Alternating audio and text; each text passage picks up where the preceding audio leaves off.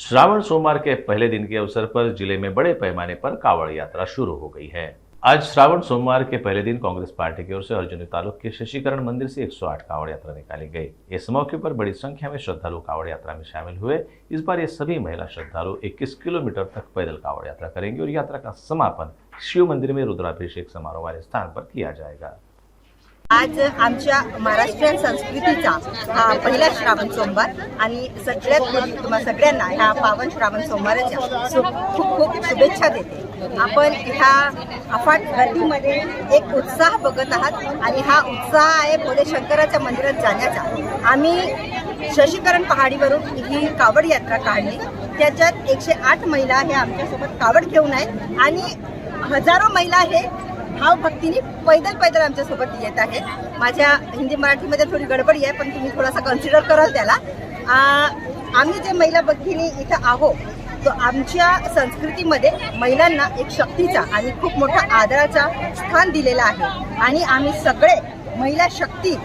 आम्ही पूर्ण ऊर्जेनं आपल्या देवाकडे चालले आहोत आणि आपल्या काही मागण्या आहेत आपल्या देवाला ते मागू आणि निश्चितच आमचे भोले बाबा ते आमची मागणी पूर्ण करतील असा आम्हाला आशा आहे। सर्वप्रथम मी सर्व माझ्या भाविक भक्तांना, माझ्या कावड घेऊन आलेल्या सगळ्या भाविक भक्तांना मी या दिवसाच्या श्रावण मासाची जी सुरुवात झाली त्या सुरुवातीच्या दिवसाच्या आणि संपूर्ण श्रावण मासाच्या हार्दिक शुभेच्छा देते आहे।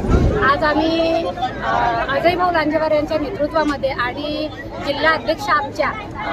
सौ वंदनाताई काळे यांच्या आणि माझ्या तालुक्याच्या अध्यक्षा सौ किरणताई हटवार, सौ शिलाताई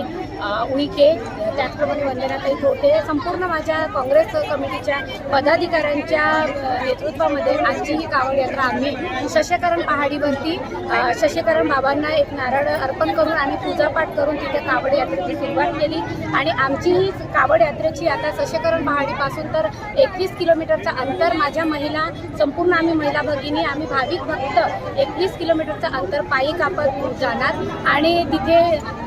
उकारा फाट्यावरती शिव मंदिरमध्ये आमच्या या कार्यक्रमाचा रुद्राभिषेक सोहळा आहे आणि रुद्राभिषेक सोहळा झाल्याच्या नंतर आमच्या महिलांच्या त्या ठिकाणी उपवासाचं जो आज काही आमच्या महिलांचा उपवास आहे ते उपवास आम्ही त्या ठिकाणी सोडवणार। त्याचबरोबर आम्ही एक असा संकल्प केलेला आहे की आमच्या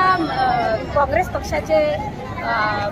लोकनेते सन्माननीय नानाभाऊ पटोले यांचे हात मजबूत करण्याकरिता आणि त्यांना पुढची वाटचालीकरिता